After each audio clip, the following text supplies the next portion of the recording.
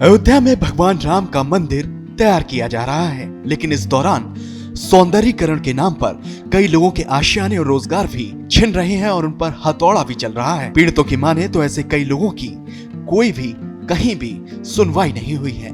मुआवजे के नाम पर इन लोगों को 1 लाख रुपए दिया जा रहा है। ऐसे पीड़ितों से बात की है हमारे एग्जीक्यूटिव एडिटर शिवेंद्र श्रीवास्तव ने।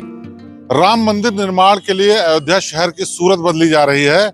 जगह जगह निर्माण का काम चल रहा है, जगह तोड़ करके जगह बनाई जा रही है, रास्ते चौड़े किए जा रहे हैं।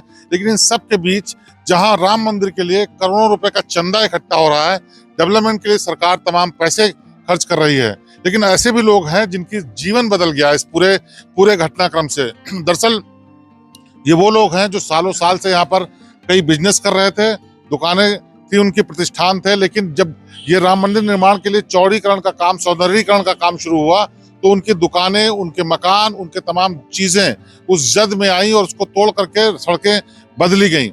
लेकिन उनको जो मुआवजा दिया जाना था उसको लेकर उनकी तमाम शिकायतें हैं और उनको अभी उसकी ठीक से सुनवाई भी नहीं हुई है। कुछ को पैसा भी बहुत कम मिला है। ये बताइए, आप क्या बिजनेस करते थे? जी हमारा भोजनालय का काम था। तो क्या हुआ फिर?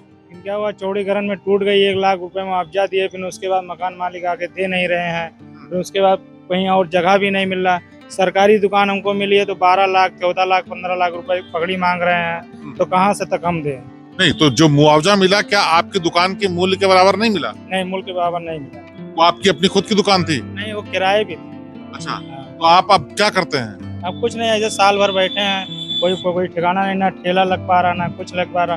ठेला लगाते हैं तो प्रशासन भगाती है। आप बताइए, क्या आपका क्या बिजनेस था और क्या हुआ फिर? मेरी सर किराने की दुकान थी और थोड़ा सा जनसेवा का कार्य होता था, तो इस समय वही करके गुजारा कर रहे, 200-300 रुपए कमा लेते हैं। और सरकार को मुआवजा कम से कम 5 लाख रुपए देना था, लेकिन यहाँ पे 1 लाख एवरेज दिया गया। लेकिन कोई तो तय नियम होगा, उसके तहत दिया होगा। सर जी, ये अधिकारियों के नियम वही जाने, हम लोग क्या जान पाएंगे, छोटे इंसान हम लोग हैं। तो इसकी मांग नहीं की आप लोगों ने? जब मांग की तो क्या हुआ? व्यापार मंडल के जो हमारे अध्यक्ष हैं नंद कुमार गुप्ता जी, उन्होंने बहुत प्रयास किया, लेकिन उसके बावजूद भी मुआवजा 1 लाख ही ऑन एवरेज मिला सभी को। अच्छा, आप बताइए, आपका भी क्या बिजनेस था, असर आया इसमें?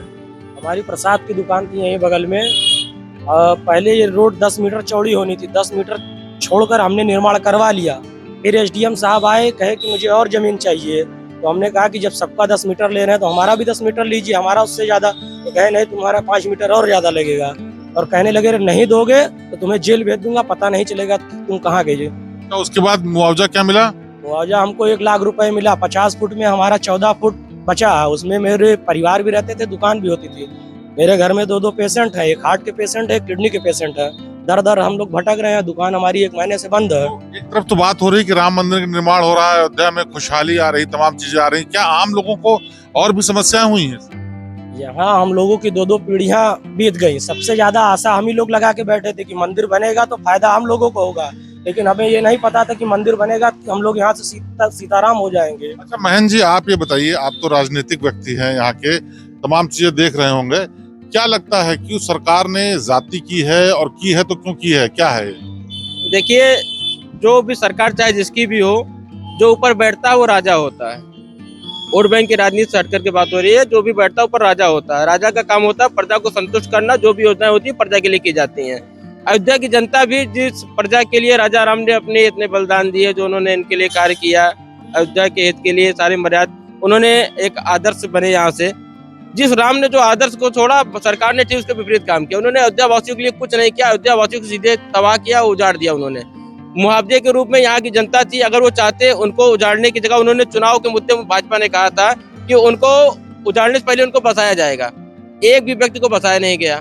जो भी उन्होंने बसाने की बात की, उन्होंने एक तरह से समझिए कि जो ठेकेदार काम करता है, पूंजीपति काम करता है, बिजनेस, सरकार ने बिजनेस का काम किया। उजाड़ने के बाद एक दुकान बना रखी है टेढ़ी बाजार पे, उसकी मालियत 20 लाख 25 लाख रुपए मांग रहे हैं।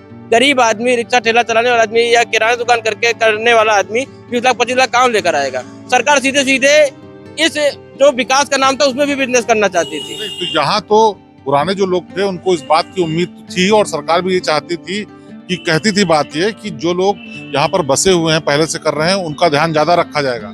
देखिए, देखिए, कहना और करने दोनों में बहुत अंतर होता है। भाजपा सरकार कथनी करनी में जमीन आसमान का शुरू से अंतर रहा। मोदी जी बहुत स्टेटमेंट देते हैं और बाद में कहते हैं ये तो जुमला था, चुनावी चक्कर में मैंने जुमला दे दिया था। यही हकीकत में लागू नहीं होता है, ये जो जमीनी हकीकत में लागू नहीं हो पाता सर। ये वो लोग हैं जो यहाँ पर तमाम सालों से काम कर रहे थे और इनकी उम्मीदों पे पानी इसलिए फिर गया क्योंकि उन्होंने उम्मीद की थी राम मंदिर का भव्य निर्माण होगा, उनका बिजनेस बढ़ेगा, उनको प्राथमिकता दी जाएगी। लेकिन अब समस्या ये है कि उनको मुआवजे के नाम पे कम पैसा दिया जा रहा है और जो दुकानें दी जा रही हैं या जगह दूसरी वैकल्पिक दी जा रही हैं वो इतनी महंगी है जिसको अफोर्ड नहीं कर सकते। सरकार बेशक किसी पॉलिसी के तहत ये कर रही हो, लेकिन ये बात जरूर ध्यान देने वाली है कि अगर किसी को कहीं से हटा करके कहीं बसाने की बात है तो उसमें सहूलतें दी जाए। और ये सहूलतें अयोध्या के आम लोगों को जो पहले पुरानी पुश्तैनी रहने वाले हैं उनको नहीं मिल रही हैं और ये बड़ी समस्या है। इस समस्या का अगर निदान नहीं होगा तो राम मंदिर के भव्य निर्माण के साथ साथ ये असंतुष्ट जो लोग हैं वो कभी भी सुखी नहीं रह पाएंगे। शिवेंद्र श्रीवास्तव, श्रेष्ठ भारत, अयोध्या। श्रेष्ठ उत्तराखंड पर खबरों से जुड़े रहने के लिए चैनल को सब्सक्राइब करें, बेल आइकन दबाएं और देखते रहें श्रेष्ठ उत्तराखंड।